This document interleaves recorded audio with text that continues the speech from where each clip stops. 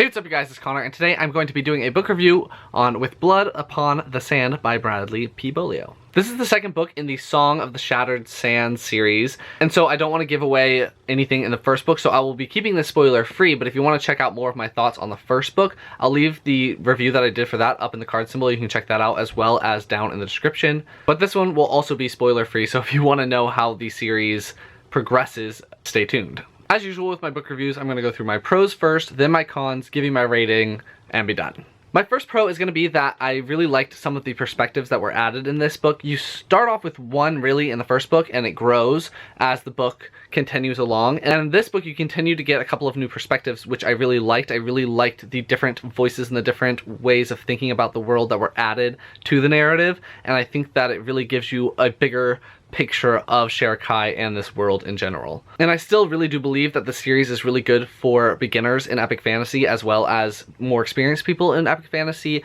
especially so for beginners because it starts off very narrow with only one character and then it grows as the story grows.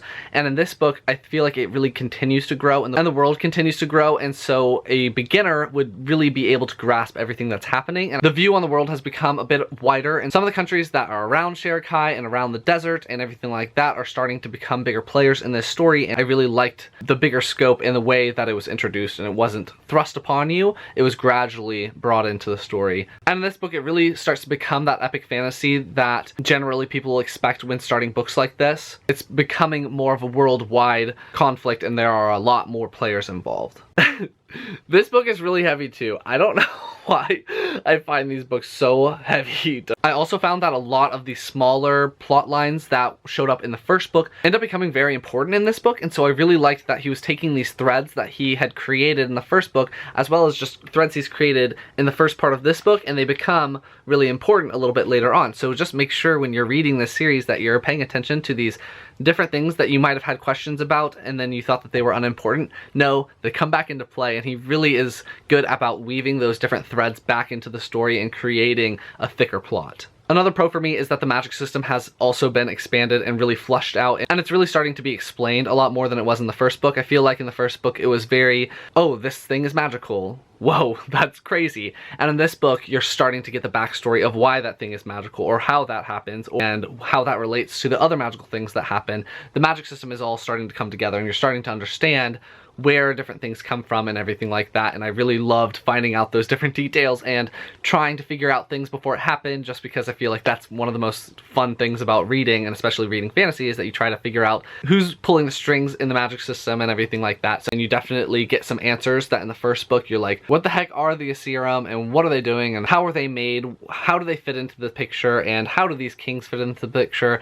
How did they become immortal? Everything like that. A lot of these questions start to get answered in this book, and I was loving it. A pro that I had in the first book that continued into this one was definitely that the characters have a very strong sense of prioritizing things. There are a lot of different things that are going on with the characters, but they have their priorities straight, and they're like, no, this is not important. I'll deal with that later if I even am able to deal with that at a later date, because I need to do this and I need to focus on this problem first and not deal with romances or minor conflicts with a character that can be solved later if it's able to be solved. This is important now and I need to do this now. And I appreciated that the characters had that drive and that focus on fixing the world or fixing their situation or getting something done, as opposed to being distracted and like floating off into the sunset when everything is burning behind them.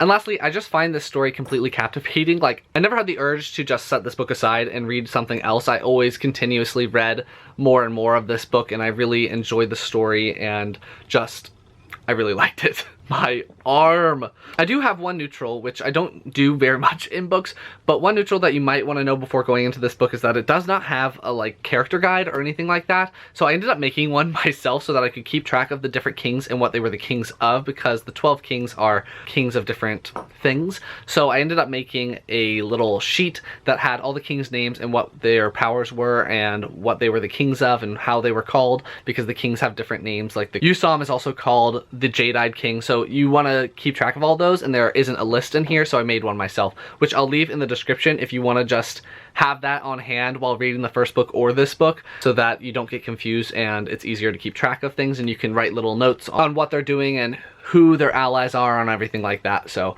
yeah, I'll leave that down in the description, the very basic form that won't spoil anything. So go and check that out and use that if you want to. And the only con that I really had for this book was that in the middle section, I don't know, maybe the 150 pages in the center, it really slowed down for me and I wasn't as enthralled with the story. Because in this book, during that section, a lot of the players are being moved into place for the ending of the story, and you can really tell when that's happening, and it tends to slow down the plot a lot when characters are just moving from this point to that point, so that when this happens, they can affect it in this way. So the middle tended to slow down a little bit, but it did not really detract my enjoyment of the novel at all. As you guys can tell, I really enjoyed this book. I ended up giving it 5 stars because I loved it so much, and I am so excited for people to start reading it and figuring out for themselves how much they love this book. I'm sad because I don't know when the 3rd book is going to come out, probably in a couple of years, but I will be waiting for it. So that's going to be my review on With Blood Upon the Sand by Bradley P. Bolio. That's harder to say than I thought. If you liked it, please give it a big thumbs up and comment down below if you've read 12 Kings and Shere Kai. Are you going to read this book? Are you interested? Anything you want me to know, leave it down below, and I will talk to you guys next time.